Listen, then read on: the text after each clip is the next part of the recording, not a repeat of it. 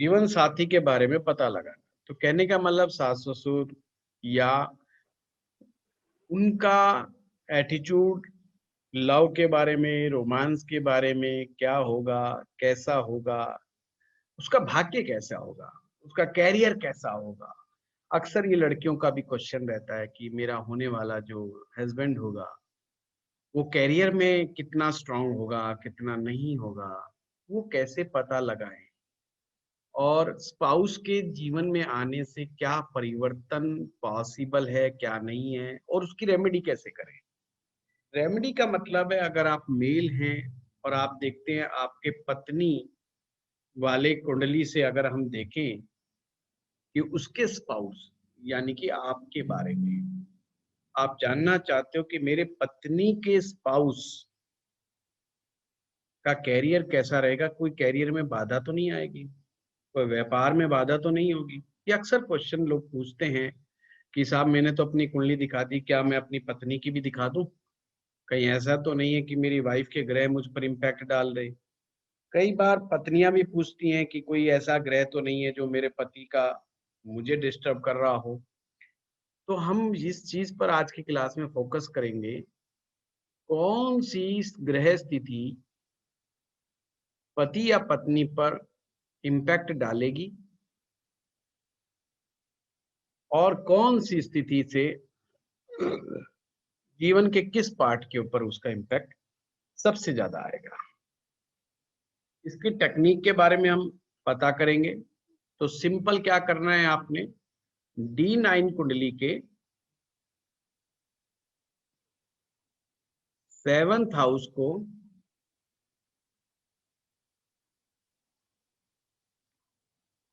लगन बनाना है। मैं ऐसे ही एक कुंडली को उठा रहा हूं।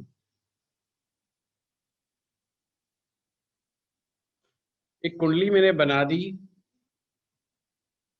ये काल्पनिक कुंडली है। अब हमने ये एक मेल चार्ट ले लेते हैं, इसको चलो मेल बना देते हैं। तो कैसे पता करेंगे?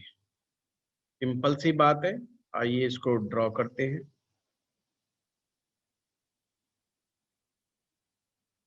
तो मिथुन लगन के D1 चार्ट था,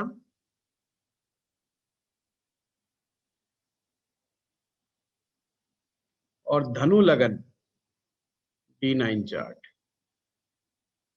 यानी कि मिथुन लगन में जो सप्तम भाव है वहां पर धनु राशि फॉल कर रही है, और धनु राशि को आपने लगन बना लेना है D9 चार्ट के अंदर।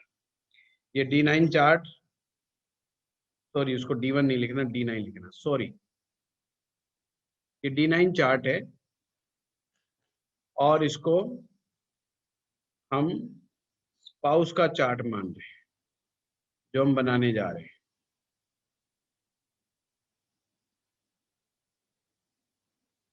स्पाउस का चार्ट है यानी कि धनु लगन का हम बना रहे हैं। आप बिल्कुल राशियां वैसे ही लिख देंगे।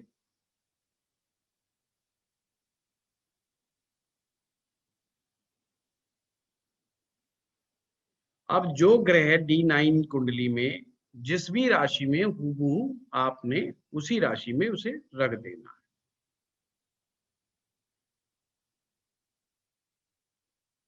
आपके सामने ये चार्ट है।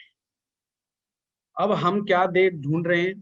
ऑलवेज रिमेम्बर, ज्योतिष में जब तक ज्योतिष एक गाइडेड मिसाइल की तरह काम करता है, यानी कि जब तक आप मिसाइल पर फार्मूला सेट नहीं करेंगे कि कितना दूरी पर मिसाइल को दागना है, कितनी स्पीड से दागना है, जब तक दो चीज ये आप फिक्स नहीं करोगे, वो फेंका हुआ गोला आपके ऊपर भी पड़ सकता है अगर आप वैसे ही हवा में तीर मार देंगे। इसलिए कुंडली जब हम देखें तो गोल ओरिएंटेड क्वेश्चंस आपके दिमाग में होना चाहिए।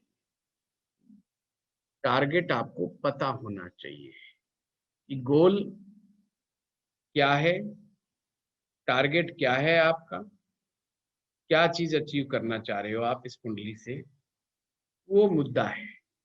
हम पता करना चाह रहे हैं कि आपके जीवन साथी का चरित्र कैसा है। सबसे पहले हम करेक्टर एनालिसिस करेंगे।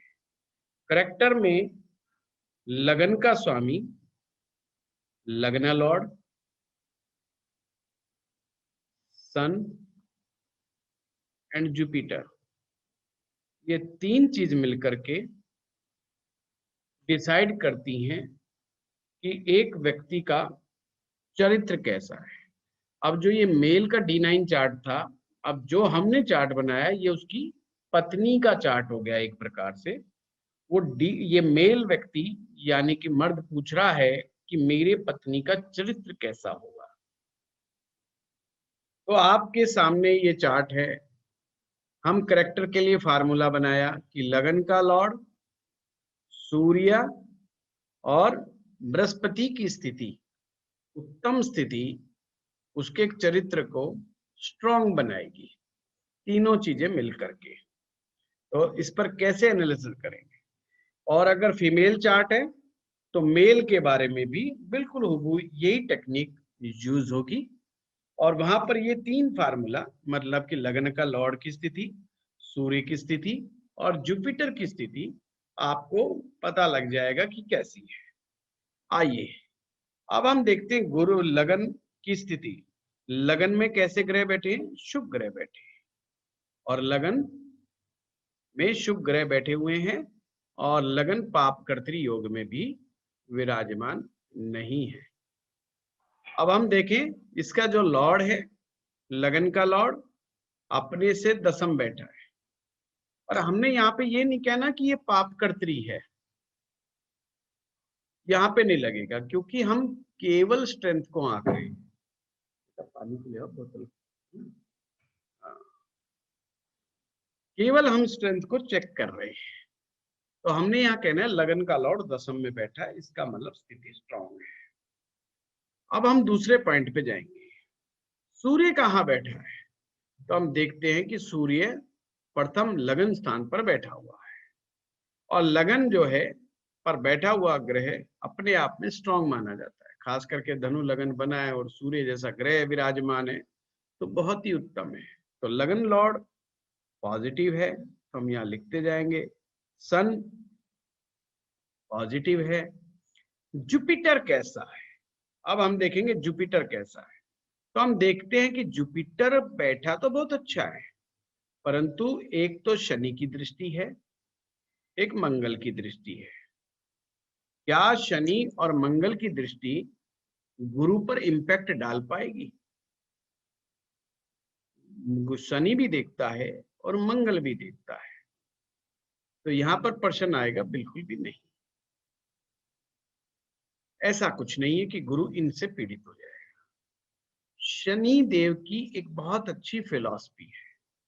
अगर सपोज कीजिए सामने से गुरुदेव आ रहे हैं और इस तरफ से शनि महाराज जा रहे हैं, तो शनि महाराज गुरु के सामने झुक जाते हैं। Very important thing. गुरु की महत्ता इस बात से पता चलती है कि स्वयं शनिदेव भी अगर गुरु के सामने आएंगे तो झुक जाते हैं, मतलब आंखें झुका लेते हैं, प्रणाम वाली मुद्रा में आ जाते हैं। तो जिसका मतलब गुरु के लिए शनि हार्मफुल नहीं है। दूसरी दृष्टि, चौथी दृष्टि मंगल की है। तो मंगल तो वैसे ही परम मित्र हैं गुरु के, मतलब उनके सामने वो भी बड़ा झुकते हैं, बड़े परिणाम वाली स्थिति में आते हैं, उनकी आज्ञा को भी स्वीकार करते हैं, उनका सम्मान भी करते हैं। तो इसका मतलब गुरु को कोई पीड़ा नहीं पहुंच रही है। तो अगर हम राहु केतु की स्थिति को देखें तो वो भी ऐसा कोई प्रश्न चिन्ह नहीं खड़ा कर रही। तो हम कह देंगे कुल मिलाकर के जुपिटर की जो स्थिति है वो भी पॉजिटिव है। सिंपल फार्मूला आपको बताया। इससे क्या रिजल्ट निकला, इससे रिजल्ट ये निकला कि भाई गुरु की स्थिति उत्तम है।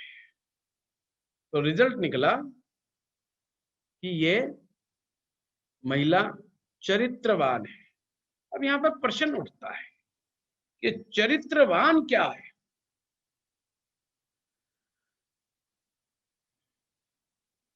चरित्रवान क्या है।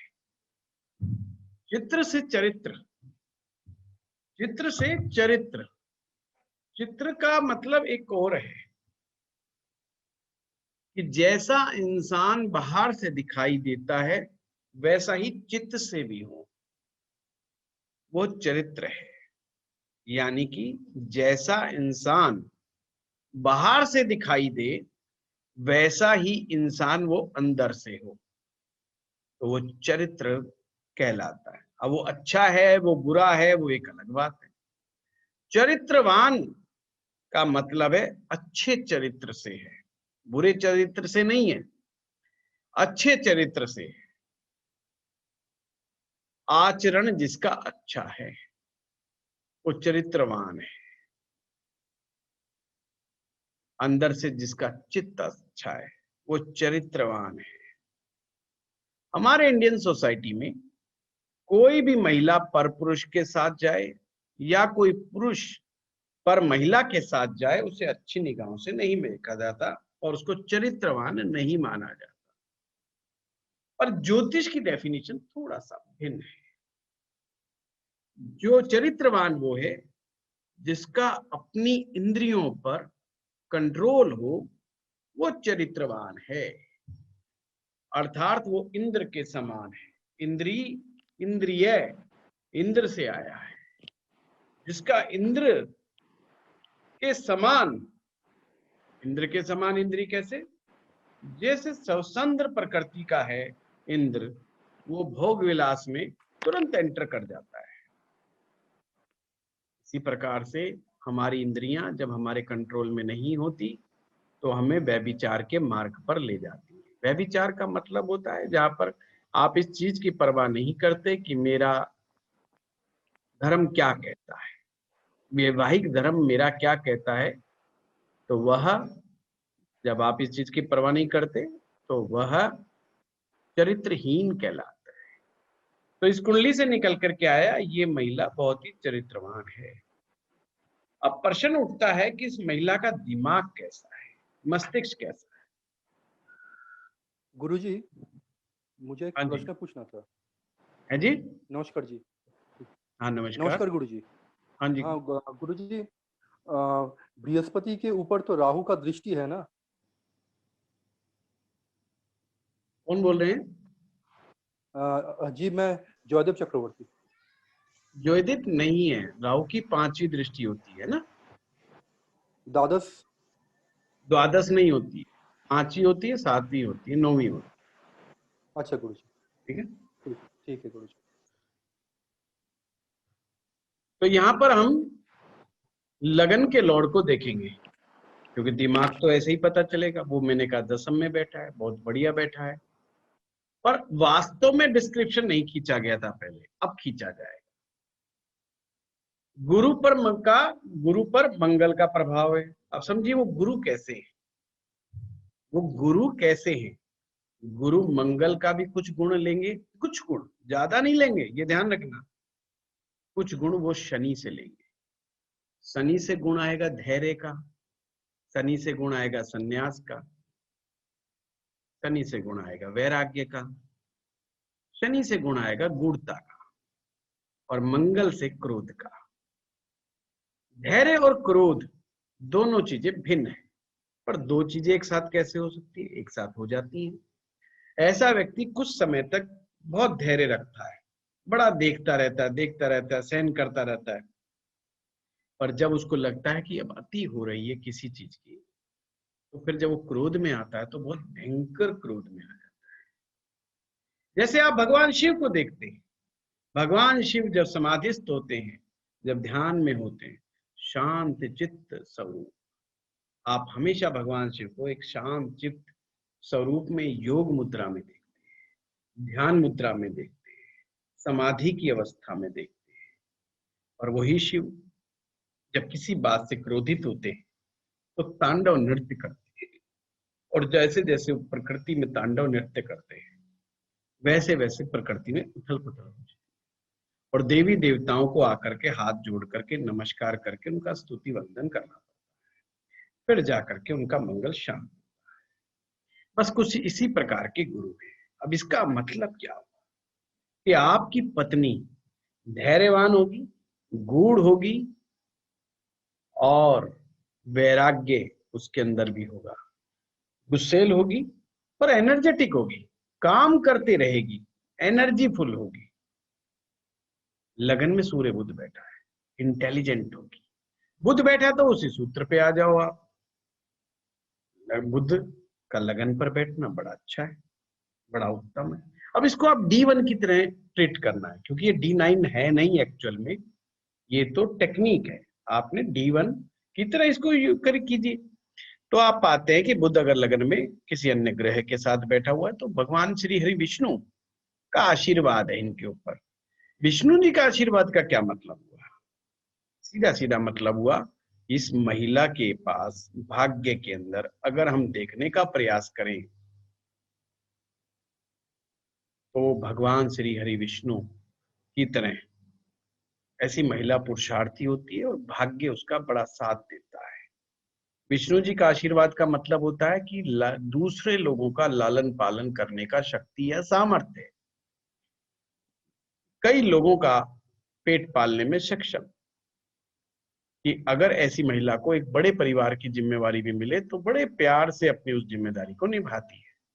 आपको देखा होगा कुछ महिलाएं ऐसी होती हैं जो थोड़े से काम को देख के घबरा जाती है, और कुछ महिलाएं बहुत सारे लोगों को भी काम करती रहेंगी और उनको अन्न पानी भोजन आदि व्यवस्था उनके लिए बड़े आराम से कर देती है। सारा खेल एनर्जी लेवल का है। जिस महिला के पास एनर्जी लेवल होगा, दिमाग होगा, मैनेजमेंट पावर होगी, वो सब काम बड़ी बखूबी से कर लेगी। अब यहाँ पर हमें ये भी पता चल गया कि इंटेलिजेंट भी है, क्योंकि बुधादित्य योग है, लगन पर बना हुआ है, बहुत ही उत्तम। कैसी वाणी बोलेगी? वाणी स्थान यानी सेकंड में आ जाओ। शुक्र ग्रह उत्तम, मीठा बोलने वाली होगी।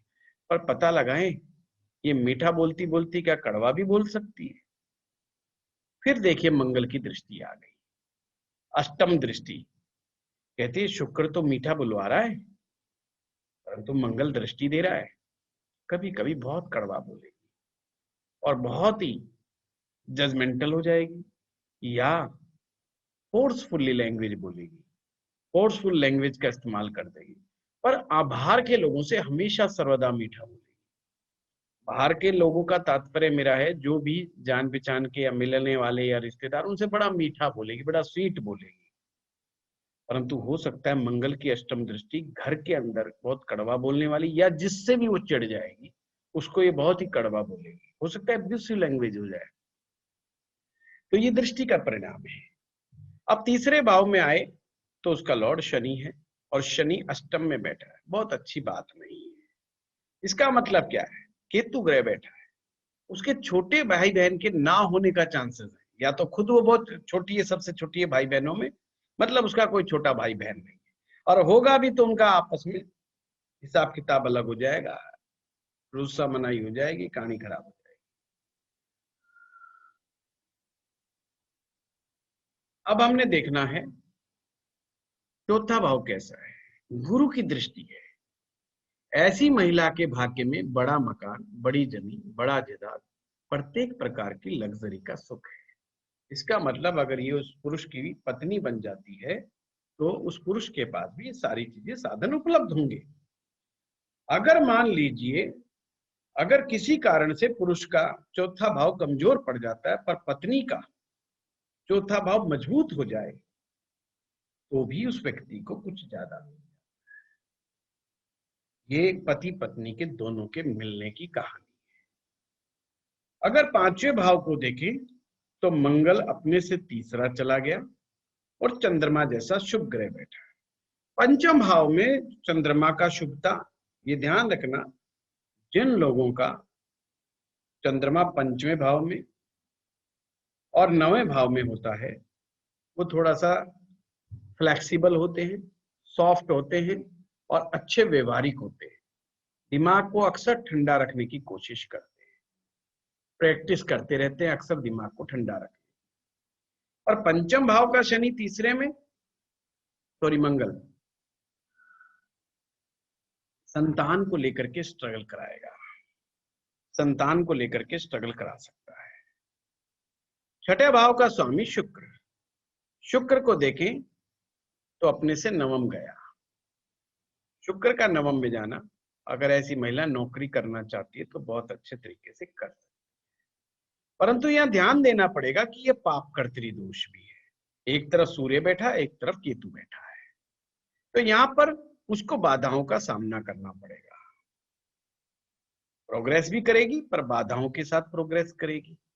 अगर खुद की नौकरी की बात करें तो ये खुद की नौकरी है, पर हमें देखना क्या है कि उसका सप्तम भाव क्या है। सप्तम भाव का स्वामी बुध है, और बुध कहाँ बैठा है? लगन पे बैठा है और अपने ही भाव को देखता है। बड़ा सिंपल टेक्निक है। इसका मतलब उसकी मैरिज लाइफ का संबंध उत्तम कोटि का रहेगा। लगन को देखता है तो घर को नहीं टूटने देगा। इसके साथ युति बना के बैठा है तो हम देखेंगे नवम भाव और दसम भाव की युति लगन पे हो रही है, और वहीं पर सप्तम भाव का लॉर्ड भी हो गया बुध। तो ये युति क्या कहलाती है? ये धर्म कर्माधिपति योग बन रहा है। नवम और दसम का योग धर्मा कर्माधिपति योग बन रहा है, और मंगल जैसा शुभ ग्रह बैठा है। यानी कि उसकी पत्नी अगर नौकरी करती है तो परेशानियां काफी उठानी पड़ेगी, और अगर खुद का बिजनेस करती है पर पार्टनरशिप में नहीं, बड़ा फायदा होगा उसको। और बड़ी पुरुषार्थी है, बड़ी पराक्रमी है पर ये महिला, यानी इस व्यक्ति को मिलेगी, ऐसी महिला मिलेगी जो अगर व्यापार करना हो तो भी बहुत उत्तम मार्ग है। नौकरी से बेटर व्यापार की स्थिति को दिखाता है, क्योंकि छठे का लॉर्ड पाप कर्तरी में है जहां से नौकरी आती है, और वहीं पर दसम का लॉर्ड नवम के साथ संबंध बना रहा है, यानी कि व्यापार में लाभ होगा, भाग्य व्यापार में ज्यादा साथ देगा। अब हम चलते हैं अष्टम पर, चंद्रमा। हाँ जी सर, ये पार्टनरशिप के लिए आपने क्यों मना किया? 7th हाउस में मंगल है, इसलिए क्या? इसलिए पाप ग्रह यदि सप्तम भाव में बैठ जाए तो पार्टनरशिप के लिए डेंट है। दूसरा, पाप ग्रह जो होता है एक बहुत बड़ा व्यापारी नहीं बनने देता। सप्तम भाव में पाप ग्रह अगर हो जाए तो अच्छा नहीं बनता।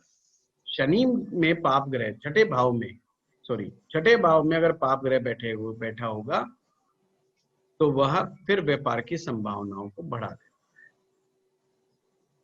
क्योंकि वो छठे के लिए फिर। चलिए अब आगे बढ़ते हैं। नवम भाव का स्वामी सूर्य लगन पर बैठा है, पर यहां पर क्या स्थिति आ रही है? राहु आ रहा है। क्या स्थिति आ रही है? राहु आ रहा है। कहां पर? नवम भाव। व्यापार होगा पर उतार चढ़ाव भी देखेंगे।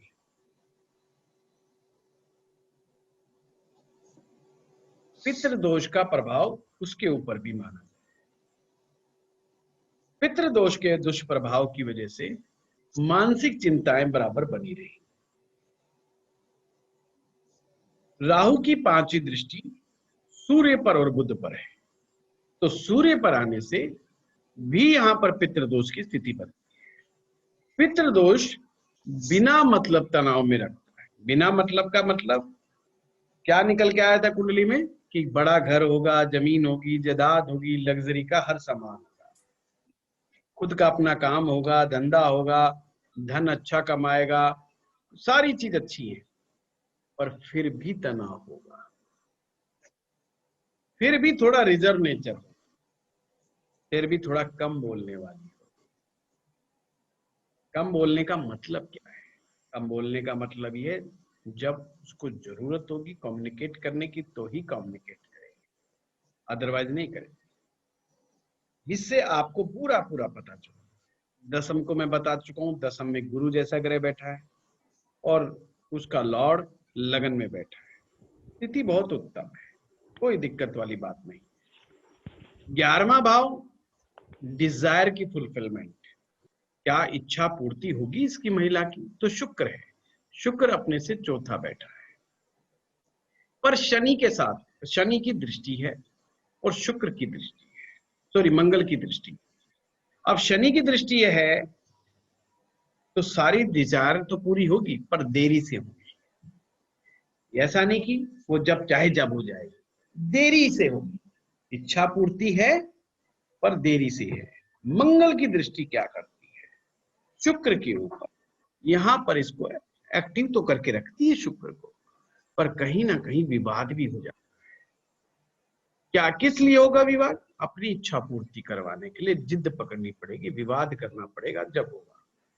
यानी एक तो देर होगी और थोड़ा जब तक वो अपना बल पराक्रम या अपनी जिद नहीं दिखाएगी, ताकत नहीं दिखाएगी, इच्छा पूर्ति नहीं।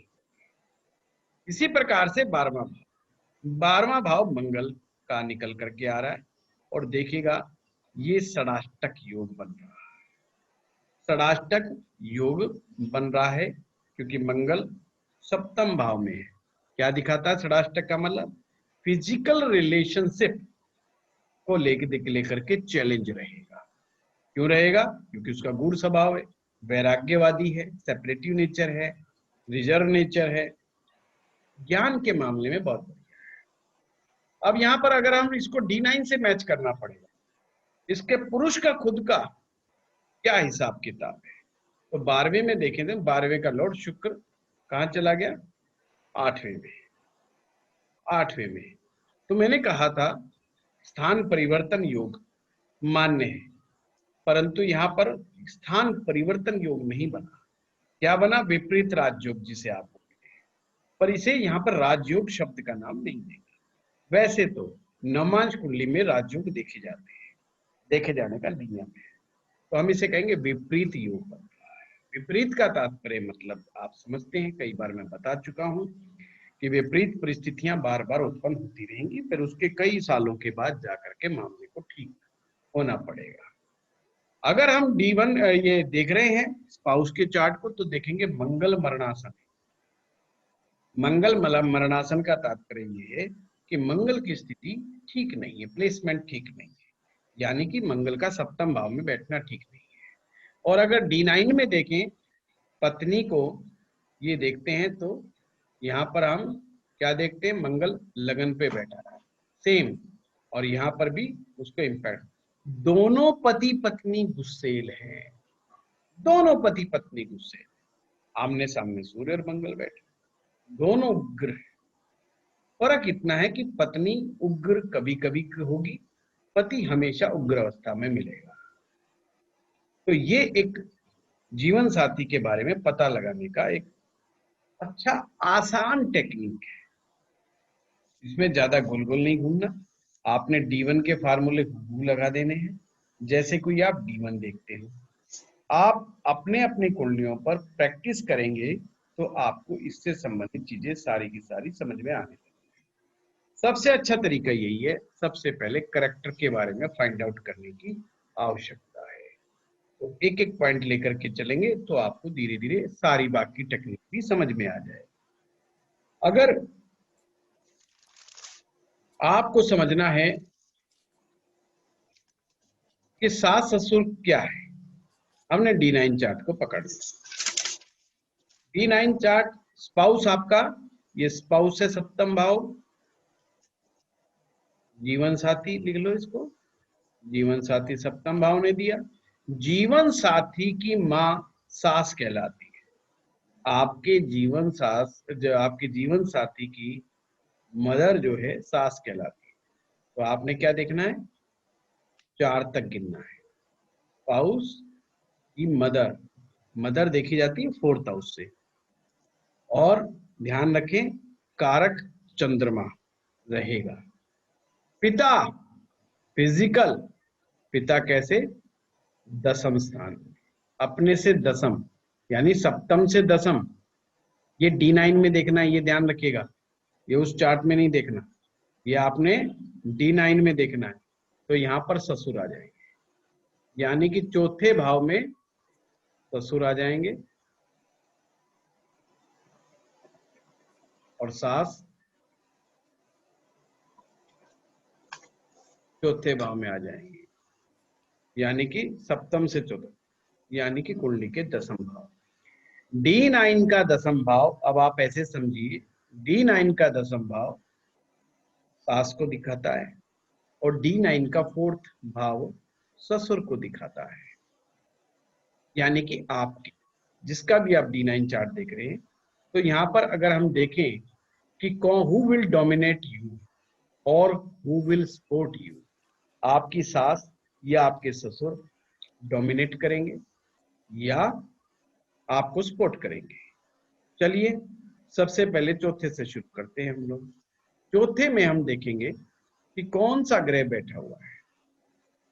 तो यहां पर क्या आ रहा है, गुरु आ रहा है 4th हाउस में, पर मंगल द्वारा दृष्ट है, यानी ये आपके ससुर का स्वभाव को दिखाता है, फिजिकल अपीयरेंस को दिखा रहा है। फिजिकल अपीयरेंस का क्या मतलब, मंगल की दृष्टि आ रही है और किसकी दृष्टि आ रही है, शनि की तीसरी दृष्टि आ रही है। शनि की तीसरी दृष्टि रंग थोड़ा सा सांवलापन दे सकते हैं, ससुर का जो रंग होगा थोड़ा सा सांवला होगा, पर लंबा होगा, लंबाई अच्छी होगी, हाइट अच्छी होगी। मंगल वहीं पर थोड़ा सा शरीर के मजबूत बनाता है, गठीला शरीर देता है या एथलेटिक लुक देता है।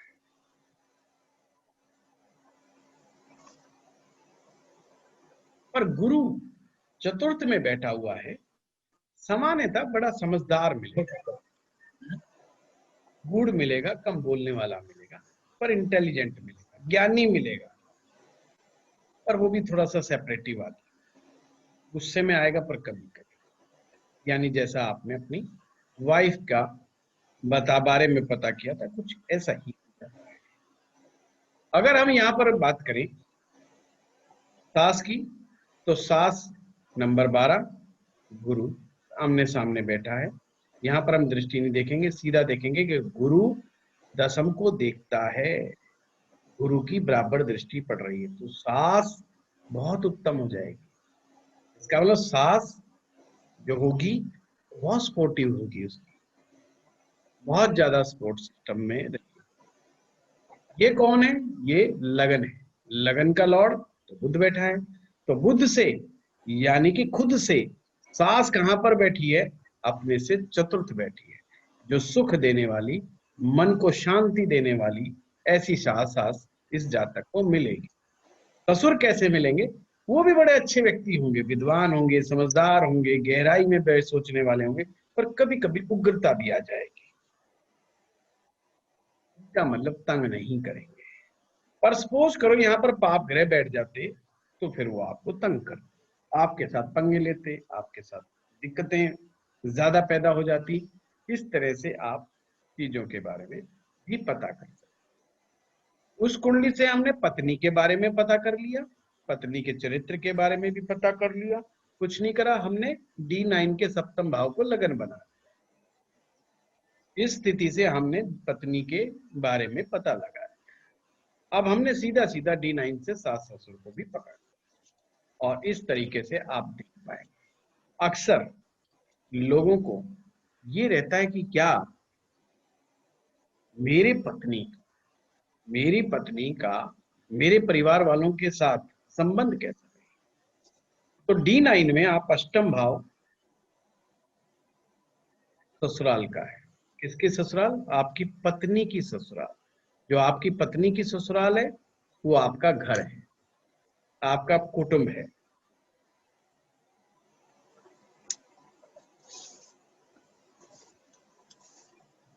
तो यहां देखना है कोई अशुभ ग्रह तो नहीं बैठा। मान लो राहु चंद्रमा बैठ गए, तो पता है, बता सकते हो आप कि भाई आपकी नहीं बने।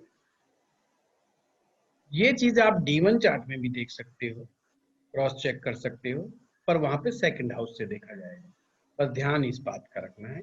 नवमान से देखना है तो अष्टम से देखिएगा, तो ये आपके पत्नी का ससुराल पक्ष को दिखा देगा। ये बाधक ग्रह भी है मैरिज में, यही शादी तोड़वाता भी है, ये ध्यान रखना। शादी तोड़ने का भी इल्जाम इसी के ऊपर है। तो इस प्रकार से आप चीजों को देखते चले जाएंगे और बात बनती है। हाँ जी, अब बताइए क्या क्वेश्चन है।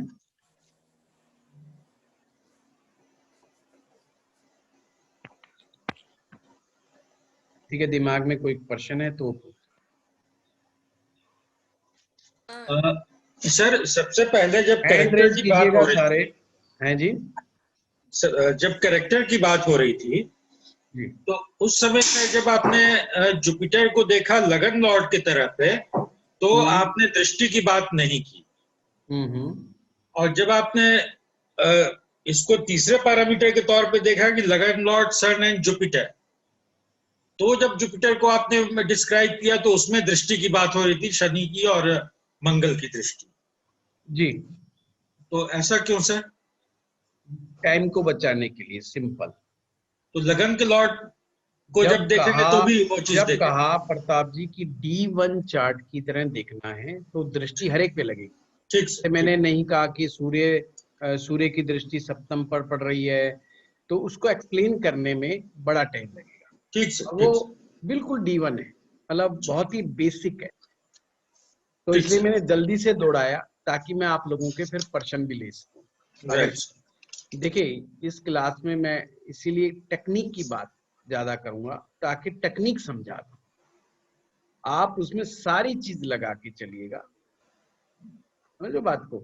जैसे हम बस शब्दों का थोड़ा सा ध्यान रखें। मैंने कहा भाई यहाँ पर आप विपरीत योग मानिए, पर एक तरह से विपरीत राजयोग ही आ गया। नियम तो वही अप्लाई करा है कि भाई 8वें का लॉर्ड, सॉरी 12वें का लॉर्ड 8वें में आ गया, बात तो वही होगी। ठीक है, ये चीज, पर ये मैरिज से रिलेटेड है तो ये राजयोग नहीं लिखेंगे यहाँ पर, पॉइंट समझिएगा। पर नवमांश में राजयोग देखना है कि नवमांश तो भाग्यांश है ना, धर्मांश है ना, एक प्रकार से धर्म का अंश है ना, नवम का अंश है ना, एक प्रकार नौवांश है। तो भाई वही कहीं ना कहीं तो असर पैदा करेगा, वहां तो राजयोग बनेगा। पर आपका स्पाउस आपका राजयोग नहीं बना। यहां पर तुम पत्नी के या पति के चरित्र के बारे में, स्वभाव के बारे में, इंक्लिनेशंस के बारे में, उसके एजुकेशन के बारे में, ये सब देख रहे हैं। अगर हम यहाँ पत्नी के एजुकेशन को देखें तो कुछ नहीं, चौथा भाव उठा लीजिए, देख लीजिए कि भाई गुरु है और अपने ही भाव को देखता है, तो एजुकेशन, फॉर्मल एजुकेशन, कॉलेज की तक की शिक्षा बड़ी उत्तम होगी। पर हायर एजुकेशन कैसी होगी? आ जाइए 9वें पे, राहु बैठा है भाई। हायर एजुकेशन आपकी पत्नी का मामला बिगड़ गया, वो प्रॉपर नहीं हुई। तो ये छोटी छोटी चीजें हैं, क्योंकि एक कुंडली को अगर ढंग से डिस्क्राइब किया जाए तो 1 से 1.5 घंटा लग सकता है, एक एक हर बिंदु को लेंगे तो। जैसे हमने सिर्फ जमीन जायदाद से पर एजुकेशन की बात नहीं करी, या और संतान को लेकर के तो बोल दिया, पर प्रेम को, रोमांस की बात नहीं करी मैंने। तो बहुत सारे मुद्दे छूट जाते हैं। क्या ये लव मैरिज होगी कि क्या होगी, उसका इंक्लिनेशन क्या है। पंचम का लॉर्ड सप्तम में बैठा है, यानी कि विवाह से प्रेम, विवाह प्रेम के द्वारा। अब कैसे? क्योंकि अगर हम देखें सप्तम का लॉर्ड तो लगन पे बैठा है और पंचम के ऊपर, बुध के ऊपर दृष्टि जा रही है, या आप ऐसे समझो सप्तम पंचम की दृष्टि सप्तम पर जा रही है, तो पंचम सप्तम मिल गए ना। और यहाँ पर चंद्रमा जैसा ग्रह बैठा है पंचम में, जो कि सबसे ज्यादा एडवांस है प्रेम के मामले में, प्रेम के मामले में सबसे ज्यादा एडवांस है। तो रोकेगा कौन? राहु की दृष्टि। राहु तो चाहता है कि लव मैरिज हो, पर राहु एक चाहता है कि झगड़ा जरूर हो जाए इस लव मैरिज में, कोई ना कोई नाराज जरूर हो जाए, कोई ना कोई नुकसान जरूर हो जाए इन लोगों का। ये राहु का उसका अपना हिसाब किताब है। तो आप कहीं तक लेते चले जाओ, कहीं तक लेते चले जाओ, किसी भी लेवल के इंक्लिनेशन।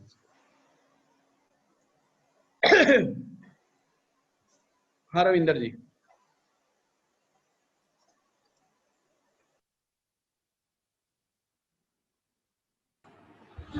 गुरुजी नमस्कार। नमस्कार जी। सर जैसे अभी आपने बताया, ये जो अष्टम भाव है ये तो जीवन साथी का कुटुंब हुआ ना, मतलब जिसका चार्ट है उसका ससुराल हुआ। देखिए आपका D9 चार्ट में जो सप्तम भाव है वो आपके स्पाउस का है, जी समझ गए जी। जी यहाँ पर आप बैठे हैं और ये आपकी पत्नी है, जी, इसका सेकंड हाउस उसका कुटुंब हो गया, तो ये हमारा ससुराल हो गया। आपका नहीं। उसका महिला का कुटुंब क्या हुआ? D1 में तो सेकंड हाउस बताया था मैंने। महिला का कुटुंब जहाँ से महिला आई है उसके माँ बाप का उसका परिवार का हुआ ना कुटुंब, या हमारा कुटुंब? साहब ये शादीशुदा मैरिज की बात चल रही है ना एक। अच्छा अच्छा, ठीक तो है। कुटुंब कहाँ से देखेंगे? उसका तो सेकंड हो जाएगा ना। हाँ, यहाँ कब में आएगा? ठीक है। अक्सर जो तलाक होते हैं लोगों की मेन कंप्लेंट होती है कुटुंब के कारण, परिवारजनों के कारण। बाधा, मैरिज की बाधा क्या है कि जब पति पत्नी लड़ पड़े और घर परिवार वाले उनके मजे ले या उनको आग में घी डालने का काम करे, तो बाधा वही क्रिएट कर रहे हैं। अगर घर वाले समझाने का काम करें तो ये बहुत अच्छा हो गया, तो बाधा का रोल नहीं निभा रहे। तो बाधा का रोल सबसे ज्यादा मैक्सिमम, अगर जहां थर्ड पार्टी इन्वॉल्वमेंट की बात आती है वहां पर कई बार परिवार वाले थर्ड पार्टी बन जाते हैं। पर ये कौन हो गई third party? Third party Rahu से आती है। पर क्या राहु की दृष्टि है? तो इसमें आ रहा है, बिल्कुल है दृष्टि। आप देखिए D9 चार्ट में राहु की पंचम दृष्टि सप्तम पर आ रही है, तो यानी पति पत्नी के बीच में तीसरा भी इन्वॉल्व है। बिल्कुल। तो इस तरीके से अगर आप देखेंगे तो चीजें अपने आप संभलती चली जाएंगी।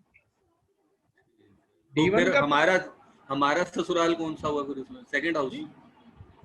नहीं, हम हाँ, हमारा ससुराल सेकंड हाउस। पर उसका D1 में कुटुंब तो जैसे उसका जैसे कुटुंब महिला जो की हमारा चार्ट, परिवार। जैसे हाँ जैसे जी, आप समझिए, मैं आपको बताना चाह रहा हूँ। अगर पुरुष की कुंडली को छोड़िए, एक मिनट, महिला की कुंडली है, हाँ जी। देख रहे हो, महिला का हमेशा सेकंड हाउस पर। जो टेक्निक मैंने यहाँ पे बताई है, अगर वो नहीं लगानी मत लगा, ये क्रॉस चेक करने का। मान लीजिए किसी महिला की कुंडली में राहु चंद्रमा एक साथ सेकंड हाउस में बैठे, तो ग्रहण लग गया।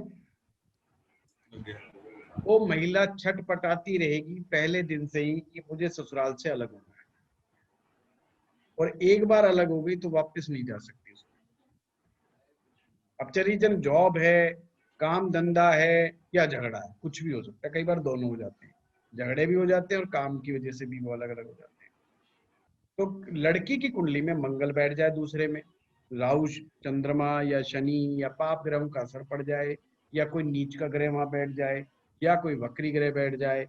अगर आप 10-20 कुंडलियां उठा लोगे उन महिलाओं की जिनकी सेकंड हाउस में पाप ग्रह का असर है, आप उनसे पूछेंगे तो या जानने की कोशिश करेंगे, उनके अपने ससुराल से नहीं बने।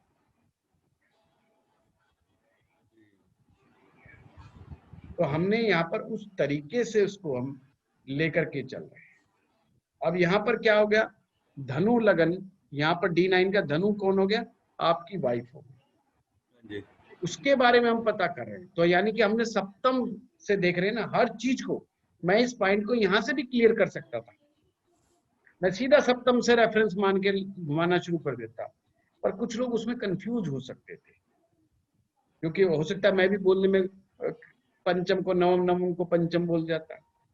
तो ताकि मैं भी सही सही बोलता रहूं और आप भी सही सही समझते रहें, इसलिए सप्तम को ही कन्वर्ट कर दिया लगन में, ताकि अब गलती ही नहीं होगी। अब मैं लगन को लगन ही बोलूं, चतुर्थ को चतुर्थ ही बोलूं। बस एक चीज समझा दी कि ये आपके जीवन साथी की कुंडली दे रखी है, ये आपकी नहीं है, ये आपके जीवन साथी की। तो जीवन साथी को हमने ऐसे देख लिया। लॉट ऑफ टेक्निक्स, आप किस चीज को कहां से देखते हैं। मैं ज्यादा टेक्निक इसीलिए सिखाता हूं, क्या पता किसको कौन सी टेक्निक भा जाए। कई बार क्या होता है, एक अच्छी साफ सुथरी टेक्निक भी समझ में नहीं आती, और भारी भरकम समझ में जो है आ जाती है तुरंत। तो ये सबका अपना इंडिविजुअल माइंड है। मेरा मानना है स्ट्राइक कर गई तो बस जो स्ट्राइक कर जाए वही काम कर जाए। भाई मान लो मैं खुद पकड़ लेता हूँ कि सेकंड हाउस में मैंने पकड़ रखा, भाई ये सूत्र है कि ससुराल पकड़ो, यहाँ से पाप ग्रह बैठे हैं तो ये शुभ ग्रह बैठे हैं तो वो ससुराल में बनी रहेगी, या ससुराल से तालमेल बना रहेगा। वो झगड़े वाला हो भी तो भी वो ससुराल में बनी रहेगी, झगड़े वाला हो तो भी।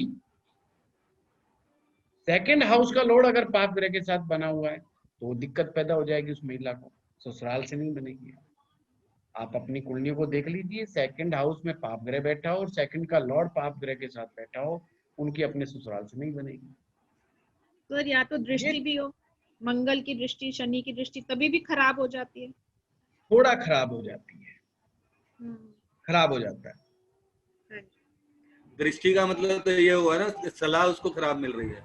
खराब मिल रही है, बिल्कुल आप सही समझे ना। अब वो सलाह कोई दे रहा है, मंगल की दृष्टि है तो भाई सलाह खराब दे रहा है, शनि है तो चाचा ताऊ या कोई ऐसा व्यक्ति जो चाचा ताऊ की तरह लगता हो, घर परिवार में, कुनबे में, अड़ोस में, पड़ोस में कोई भी ऐसा हो सकता है। तो ये इस तरीके से ज्योतिष को सिंपलीफाइड करके हम लिख सकते हैं। ये जो टेक्निक्स हैं ये क्रॉस चेक करने की टेक्निक्स हैं। अब मुझे ये टेक्निक बड़ी पसंद लगती है कि भाई सप्तम को मैं लगन बना देता हूँ और उसके स्पाउस के बारे में बताना शुरू कर दो, फटाफट फटाफट फटाफट बोलते चले जाओ। 2-3 बार मैंने भी ट्राई किया है जी, 2-3 बार मैंने भी ट्राई किया है। हाँ, तो इस तरीके से आप करते चले जाओ, ऐसी बात ही नहीं। गुरु जी, यहाँ पे जो गुरु की शुक्र पे दृष्टि है वो तो अच्छी होगी। हाँ जी बिल्कुल।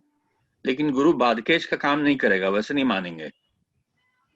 नहीं करते हैं, पर मैं इतना डिस्क्राइब नहीं कर पाऊंगा ना, क्योंकि फिर तो मैंने खुद इनको, प्रताप जी को भी बोला कि भाई हर चीज को मैंने इन्वॉल्व नहीं करा है, मैंने सिर्फ टेक्निक समझानी थी। बादकेश, मार्केश, ये सब आप फाइंड आउट करो। हाँ सदफ। तो टेक्निक में हमने समझ लिया कि शुक्र बैठा है इसलिए ससुराल से बनेगी, मंगल शनि देख रहा है इसलिए थोड़ी सी प्रॉब्लम होगी, और गुरु देख रहा है इसलिए प्रोटेक्शन होगा जी। तो कुल मिला के अच्छी है। जी जी। हाँ सदफ। सर मेरा क्वेश्चन ये था कि सर अक्सर लोग ना बड़े कंसर्न होते हैं कि अब टाइमिंग ऑफ मैरिज यानी हमारी शादी कब होगी, तो सर इसके लिए भी कोई टेक्निक है कि इजीली बताया जा सके कि जो मैरिज के टाइमिंग्स हैं वो क्या हो सकते हैं? सदफ ये कोर्स इसी चीज के लिए है, ये जी सर। कोर्स इसी चीज के लिए है। बंदे की शादी करा के मानेंगे हम, है ना, शादी करवाएंगे, टाइमिंग बताएंगे, है ना। ठीक है अभी मैं सर। उस टेक्निक्स पे आया नहीं हूँ। क्यों नहीं आया हूँ कि सबसे पहले ये नवमांशा पक्का हो जाए। मैं इतने दिन से लगा पड़ा हूँ, 3-4 दिन हो गए नवमांशा के पीछे पड़ा हुआ हूँ। देखिए नवमांश पूरे कोर्स का आधार ही नवमांशा है। जी। अच्छा, जब आपको ये सब चक्की घुमाना आ जाएगा गोल गोल, आपको समझ में आ जाएगा ये वहां चला गया, ये वहां चला गया, ये ऐसे है, ये वैसे, फिर आपके लिए इजी हो जाएगा मैरिज की टेक्निक को समझना, इवेंट्स को निकालना, ये फिर आपके लिए इजी हो जाएगा। आपको पता लगना चाहिए कि कौन सी दशा मैरिज को सपोर्ट करती है। नवमांश में ग्रह गोचर का कैसे हम लगाएंगे गोचर को नवमांश कुंडली में, कि आप पता लगा सके कि कब शादी गोचर करवा रहा है। दशा और गोचर दोनों जने मिलकर के डिसाइड करते हैं कि शादी कब होनी चाहिए। कभी कभी दशा काम कर रही होती है, मतलब सपोर्ट कर रही होती है, पर गोचर विपरीत चल रहा होता है। जैसे एक टेक्निक मैं बता देता हूँ, जब भी बृहस्पति केंद्र में आए नवमांश कुंडली के, वो समय महिला के लिए शादी के लिए विशेष होता है। और ऐसे में उसकी दशा भी सपोर्टिव मिल जाए तो फिर कहना ही क्या, शादी को कंफर्म कर देगा। ऐसे बहुत छोटी छोटी टेक्निक्स हैं जो मैं बताऊंगा आपको, जो आपको समझ में आ जाएंगी कि कब है, क्या है, कैसे नहीं। तो जैसे कई बार क्या होता है कि गोचर फेवरेबल आता है, इसका मतलब यह है कि आपके पास रिश्ते आने शुरू हो जाएंगे फटाफट। तो और अगर दशा बैच कर जाए तो कंफर्म हो जाएगी चीज। दोनों मिलके कंफर्म करते हैं चीज, ठीक है। और भी बहुत सारी टेक्निक है। सप्तमेश का गोचर कहाँ पर बैठा हुआ है, सेकंड हाउस का सब गोचर कहाँ पे बैठा हुआ है, पहले तो देखना है कि कौन डिसाइड कर रहा है, कौन नहीं डिसाइड कर रहा है ना। उपपद लगन भी जो है यहाँ पर बहुत ज्यादा रोल निभाता है। उपपद लगन से भी आप मैरिज का इवेंट निकाल सकते हो, आप D9 चार्ट से भी मैरिज का इवेंट निकाल सकते हो, आप D1 से भी निकाल सकते हो। आपको बस टेक्निक आनी चाहिए, सारा खेल है। चाहे आप D9 से निकालो, उपपद लगन से निकालो, इवन कारकान से निकालो, कहीं से निकालो, ज्यादा। ठीक है सर एक सवाल और था मेरा। चाहे दारा कारक ग्रह की स्थिति कहाँ पर बैठी हुई है वहां से निकाल लो, जेमिनी का अगर मालूम है तो बहुत सारी टेक्निक्स है ज्योतिष के अंदर ये फाइंड आउट करने की। हाँ जी जी सर, ऐसा था जैसे वो जो मारक और बाधक जो है वो D1 में तो हम देखते हैं, D9 में भी देखने हैं। देखिए D1 D9 का सूत्र अलग है, पर जब हमने सप्तम बना दिया तो हमने एक उसके जीवन साथी की कुंडली को पढ़ रहे हैं। अच्छा, उसको अब भी यहाँ D1 के मार्केज भी लगेगा, बादकेज भी लगेगा, साल सब कुछ लगेगा। जीवन साथी की कुंडली में जीवन साथी वो जिस तरीके से हम इसको इंटरप्रेट कर रहे हैं वो हमारी टेक्निक्स, समझ बात को, तो ऐसे ठीक है। Okay, thank you sir. Sir एक बार ये कंफर्म कर दीजिए, जो D9 का जो अष्टम होता है वो होते हैं हमारा इन-लॉज का घर, हमारे इन-लॉज का। जी देखिए, आपको एक और आसान टेक्निक बता दी है। आप D1 पकड़िए, पाप ग्रह पकड़िए सेकंड हाउस में, और अगर ये चीज नहीं भी समझ में आती तो बिल्कुल चिंता ना करें, इससे भी आसान टेक्निक बता दी। बट D1 तो आपके सामने रहेगा। सेकंड हाउस में पाप ग्रह देखिए, सेकंड का लॉर्ड देखिए, अगर सेकंड में पाप ग्रह नहीं है तो सेकंड का लॉर्ड देखिए, और देखिए कि आप अपने आप सारी चीज समझ जाएंगी कि ससुराल में संबंध कैसे हैं कैसे नहीं है। नहीं तो किसी की सबसे ज्यादा झगड़ा होता हो ससुराल में तो बताओ कुंडली दो।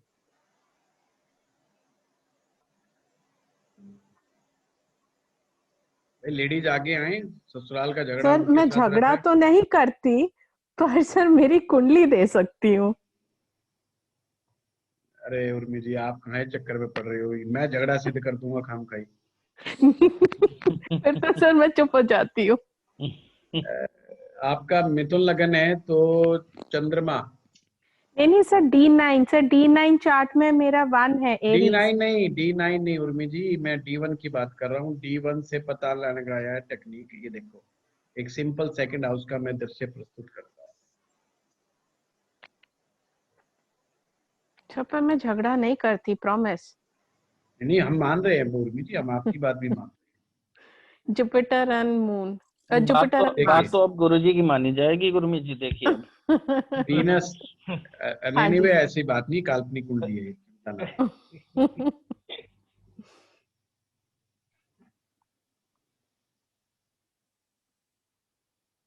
शुक्र है सेकंड हाउस में। जब भी महिला की कुंडली में शुभ ग्रह होगा तो ससुराल से अच्छे संबंधों को दिखाएगा, परंतु सेकंड का लॉर्ड चंद्रमा अगर पाप ग्रह के साथ बैठ जाए तो पाप ग्रह पे डिपेंड करेगा कि झगड़ा किस तरह का है। सूर्य का झगड़ा है तो अथॉरिटी का झगड़ा है, मंगल का झगड़ा है तो मार पिटाई एब्यूसिव लैंग्वेज का झगड़ा है, अगर बुध का झगड़ा है तो इंटेलिजेंस में चालाकियों का है, कनिंगनेस का झगड़ा है। अगर यहाँ पर शनि जैसा ग्रह बैठ जाएगा तो बंदा चाहेगा कि मैं ससुराल से दूर चला जाऊं, मुझे दोबारा आना ही ना पड़े। यहाँ पर राहु बैठेगा तो क्या करेगा राहु मति भ्रम करता है। मति भ्रम का मतलब होता है कि कंफ्यूजन में डाल देता है। अगर वो एक एंगल से सोचता है तो कहता है कि भाई मेरी अपने ससुराल से एक पैसे की नहीं बनती, मुझे ससुराल वाले अच्छे नहीं मिले। दूसरे एंगल से सोचता है तो कहता है कि मुझे ससुराल छोड़ के नहीं जाना चाहिए, वो कोई भी रीजन हो सकता है। इसे कहते हैं कंफ्यूजन। ये ससुराल के बारे में कंफ्यूजन क्लियर कर देता है। केतु बैठेगा तो गलतियां करवाएगा ससुराल के, तो लोग कहेंगे भाई बहू वैसे तो ठीक है पर गलतियां बहुत करती है, ससुराल वाले सोचेंगे गलतियां बहुत करती है, तो इस तरीके से मिस्टेक्स कराता रहता है। तो आपने पाप सेकंड के लॉर्ड को पाप ग्रहों के साथ बिठा दो और उसको कर दो। अगर इसकी जगह शुभ ग्रह है, शुभ ग्रह का मतलब चंद्रमा के साथ शुभ ग्रह मान लो, हम यहाँ बृहस्पति को बिठा देते हैं, बहुत ही अच्छे। अगर ये चार्ट बनता है कि शुक्र सेकंड में पड़ जाए और सेकंड के लॉर्ड गुरु के साथ बैठ जाएगा, कमाल का। पूरा ससुराल गर्व करता है कि बहू तो ऐसी बहू तो हमारे आई ही नहीं। तो इतना बढ़िया संबंध भी बनाता है। हमेशा जरूरी नहीं कि संबंध खराब ही हो, संबंध अच्छे भी हो सकते हैं। इस तरीके से अगर आप देखेंगे तो आपको पूरी पिक्चर क्लियर हो जाएगी। अगर सर यहीं पे गुरु और चंद्रमा के साथ राहु भी आ जाए तो? अरे यार क्यों बिठा रहे हो राहु को, तुम झगड़ा करा के मानोगे। मतलब दोनों चीजें फिर दोनों ही होंगे, पॉजिटिव भी कुछ आएगा और नहीं, राहु सबको फिर बिगाड़ के रख देता है। राहु कहता है एक ग्रह आ गया, समझिए अगर एक ग्रह आ गया तो वो कहता ठीक है तो मेरे चंगुल में फंस गया, यानी सेकंड का लॉर्ड फंस गया, मैं जैसे चाहूंगा काम कराऊंगा। एक और फंसा दिया गुरु जैसा ग्रह, तो राहु तो गुरु को भी जब्त कर लेगा। तो यहाँ गुरु और फंस गया। गुरु फंसने का मतलब ये है ये सप्तम का लॉर्ड और फंस गया। भाई आप ये देखिए, आपने गुरु बिठा दिया तो सप्तम का लॉर्ड हो गया गुरु। हाँ बिल्कुल। और ये दसम का लॉर्ड हो गया, तो दसम से तो कोई लेना देना नहीं, पर सप्तम से तो लेना देना है। यानी कि इसने साजिश में पति को भी शामिल कर दिया। वो भी ससुराल वालों की तरफ हो गया, वो भी साजिश कर रहा है कि भाई पत्नी को तंग कैसे किया जाए। अच्छा, समझ रहे हो बात को? अरे भैया कहानी घर घर की, और वो कौन सी कपूर है, एकता कपूर। एकता कपूर, ये बड़ा याद रहती है मुझे, परंतु आज भूल गया। हाँ, एकता कपूर का सीरियल की तरह आप किसी की कुंडली को डिस्क्राइब कर सकते हैं, किसी महिला की, ये सीन क्या चल रहा है इनके घर में, क्या चलता है, और फिर कुंडली में दशा देख लो, उन दशा को अप्लाई कर लो कि ससुराल को सेकंड हाउस को पहला बना लो कि इस समय इसके ससुराल में, पर वो याद रखना लड़की शादीशुदा और अपने ससुराल में रहती हो, ये ध्यान रखना, कहीं ऐसा ना हो पहले से अलग हो, फिर मत बोलना। अलग अलग टेक्निक है रेफरेंस में। दशाएं रख लो, दशाएं रख लो, जो दशा हो सेकंड हाउस से ये देख लो, सेकंड को लगन बना लो, और उसके रेफरेंस में क्या कहानियां चल रही हैं, जो दशा है, दशा का प्लेनेट क्या कर रहा है, उसके रेफरेंस में बैठा कहाँ है, वो वैसी की वैसी कहानी उसके घर में चल रही है। Excuse me sir. हाँ जी सर, ये जैसे गुरु चंद्रमा राहु एक साथ हैं, तो सर ये चंद्रमा और गुरु तो दोनों शुभ ग्रह हैं, तो राहु इन पे भी भारी पड़ेगा? भारी क्या पड़ेगा, सबको लपेट लेगा, कोई आ जाओ उसके सामने, कोई भारी नहीं। सर अगर सेकंड हाउस उच्च का हो और पापकत्री में आ जाए तो तभी भी इफेक्ट पड़ेगा? फंस जाएगा आगे, फंस जाएगा।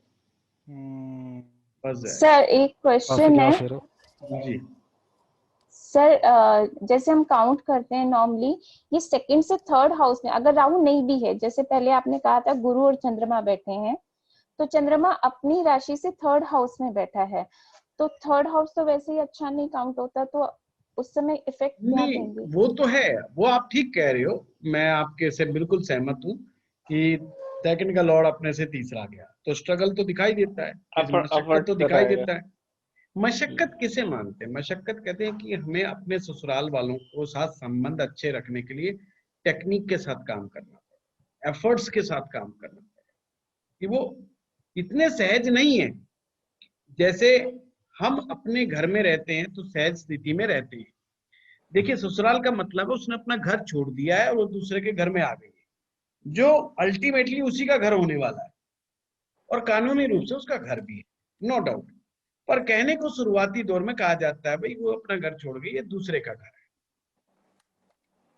तो दूसरे के घर में अगर उसे अपने जैसा अपनापन मिले, अपने जैसे अपनापन का मतलब होता है स्वतंत्रता मिले, उस तरीके से उसको व्यवहार मिले, है ना, तो क्या होता है कि फिर उसको बड़ा इजी हो जाता है, उस महिला के लिए बड़ा इजी हो जाता है वहां उस परिवार में इंटीग्रेट होने में। अदरवाइज उसको मुश्किल आ जाती है। अब उसके साथ आते ही रैगिंग कर लोगे आप, उसकी और रैगिंग नॉन स्टॉप चली जा रही है, तू ये बना के दिखा, तू वो बना के दिखा, तू नाच के दिखा, तू कूद के दिखा, तू भाग के दिखा, और वो हर रोज रोज रैगिंग देनी पड़ रही है, तो बंदा को क्या है, वो फीलिंग नहीं आएगी अपने घर जैसी। वो कहेगी मेरा बाप तो नहीं परीक्षा ले रहा था, मेरी माँ तो नहीं परीक्षा ले रही थी, यहाँ मेरी रोज परीक्षा हो रही है।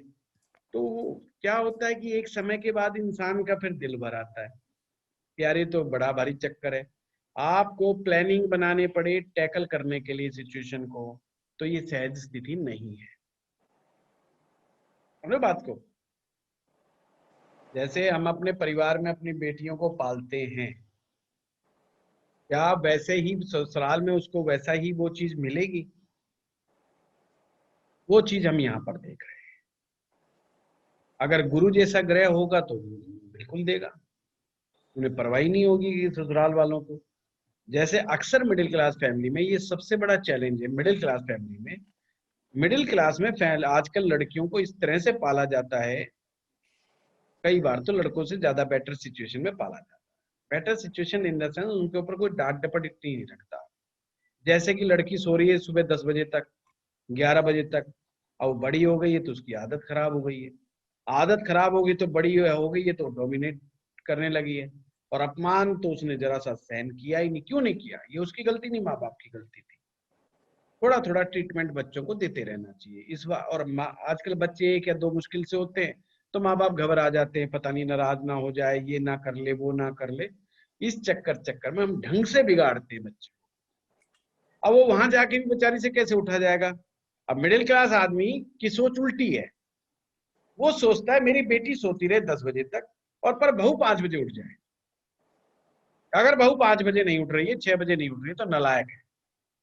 8 बजे उठ रही है तो माँ बाप भी नालायक है। 10 बजे उठ रही है तो बिल्कुल निकम्मे, माँ बाप भी निकम्मे, बेटी भी निकम्मी। हमें रिश्ता ही गंदा मिल गया, ये तो मामला ही गड़बड़ा गया। तो ये मिडिल क्लास फैमिली की सोच है। वो कहते हैं कि हमारी बेटी ड्रिंक भी कर सकती है, स्मोक भी कर सकती है, परंतु ससुराल में जाए कर ले, कोई दिक्कत नहीं, पर बहू नहीं कर सकती। ये जो दोगलापन है हमारे मिडिल क्लास फैमिलीज में, वो दोगलापन फिर लड़ाई की तरफ इशारा कर देता है। अगर हम अपनी बहुओं को अपनी बेटियों की तरह रखने लग जाएं तो चैलेंज काफी हद तक कम हो सकते हैं। कई बार तो बहुओं का भी स्वभाव बहुत गंदा होता है, इसमें कोई डाउट नहीं है,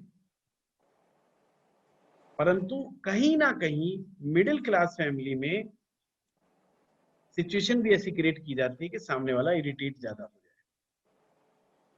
हम जैसे अपनी बेटी को डांटते हैं, एक डांट मार के साइड में हो जाते हैं, पर हम सारा दिन पीछे नहीं पड़ते।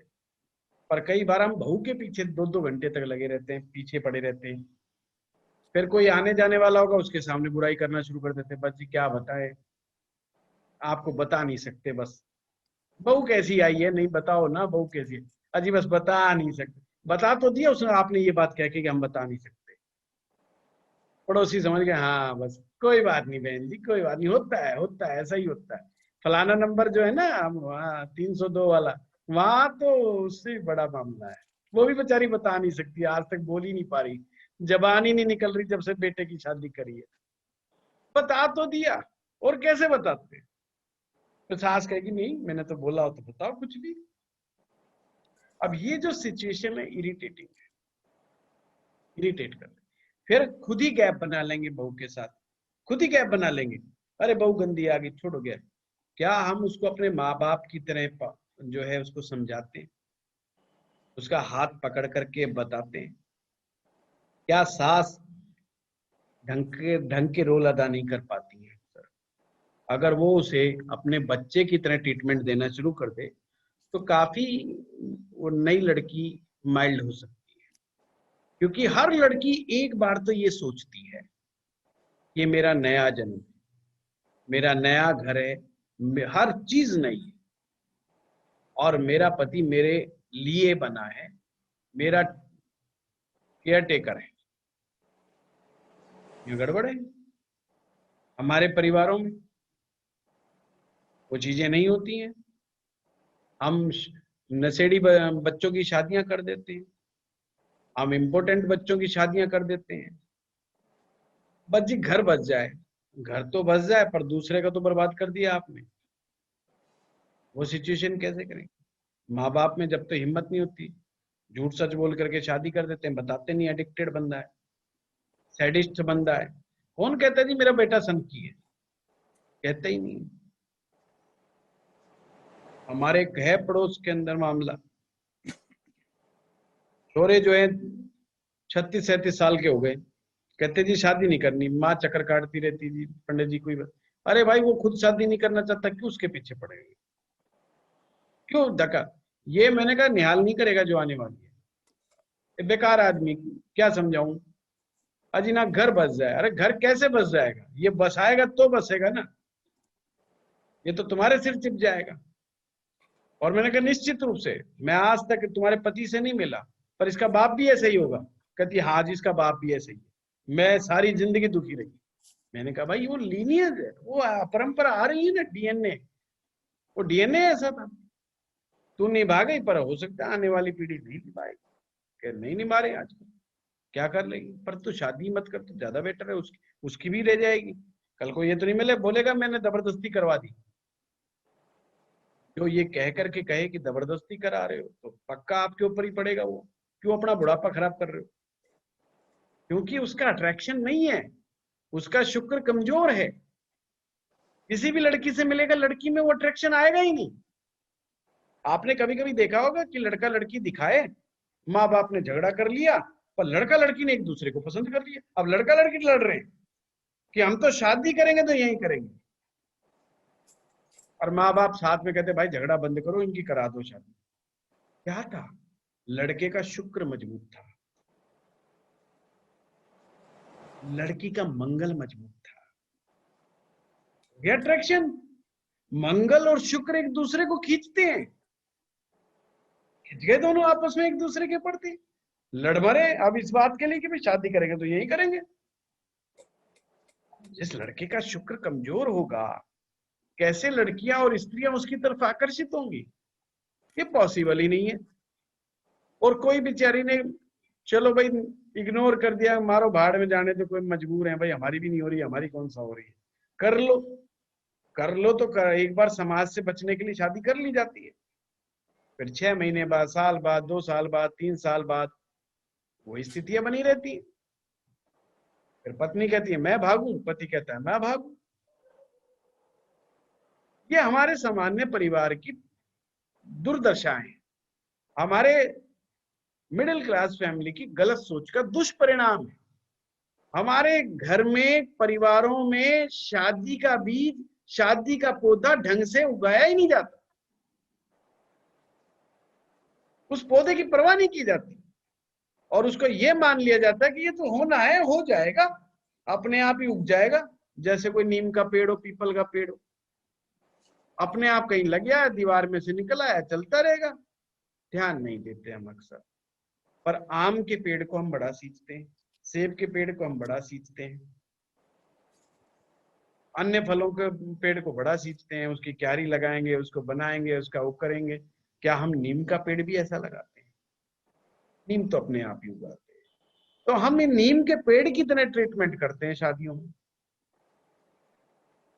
हम उस पर कभी नहीं विचार करते कि आने वाली महिला कितना बड़ा पराक्रम दिखा करके आई है, अपने घर का त्याग करके आई है। जब हम नए घर में जाते तो हमें कभी कभी उस रात नींद नहीं आती, नई जगह होती है, हमें नींद नहीं आती, जबरदस्ती सोना पड़ता है, मजबूरी होती है। तो वो भी तो नए घर में आई है, वो 20 साल, 22 साल, 24 साल, 25 साल अपने घर में ऐसे आई है, वो आपके पास आ रही है। कई दिन तो हो सके उसको नींद ना आए ढंग से, क्योंकि पराई जगह है, पराए लोग हैं, उस वातावरण में रहना, हर एक से डर डर करके, सहमे सहमे, कितनी स्थितियां खराब होती है। और वो एडजस्ट करती है ना, क्योंकि अपने आगे के जीवन के लिए। और हम और चैलेंज पैदा करते रहे उसके लिए, तो प्रॉब्लम है। सास से पूछो तो अक्सर वो एक ही बात करेगी, हम भी तो कभी बहू बन के आए थे, हमारी सास तो बड़ी वैसी थी, हम तो कुछ कहते ही नहीं। ये एक्सक्यूज नहीं है।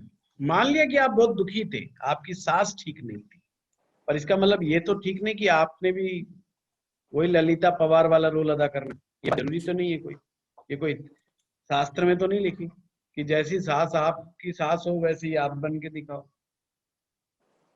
ये भी निश्चित है कि सास और ससुर कभी माँ बाप नहीं हो सकते, इस चीज को भी मैं मानता हूं, वो हो ही नहीं सकते। परंतु हम किसी के लिए कंफर्टेबल जोन तो बन जाएं, बेशक सगे माँ बाप की तरह ना हो, पर एक कंफर्टेबल जोन तो पैदा करें आने वाले के लिए।